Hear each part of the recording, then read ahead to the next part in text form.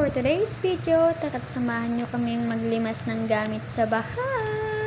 Story time! Nag-alarm na nga yung cellphone ni Mr. ng alas 5 kasi may pasok siya ng 6 AM. Hindi pa siya bumangon noon, tapos bigla ko may nahawakang basa. So sabi ko, "Pi, umihi ka?"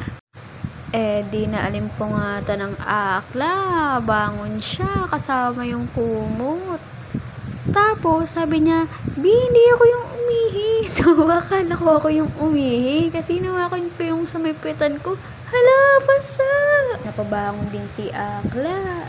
Hanggang sa lumabas na si Mister ng kwarto at ayun, bumungad sa kanya yung baha.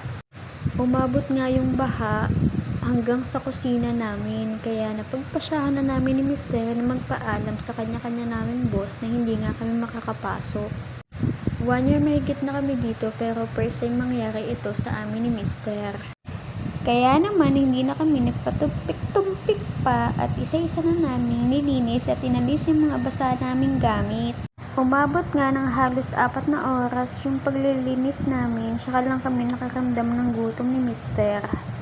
Kaya naman, tara, kain tayo sa Shakey's. Nung makauwi na kami ng bahay, nakita namin yung kamarites kong kapitbahay namin. Sabi ko, "Ate, binaha kami sa loob."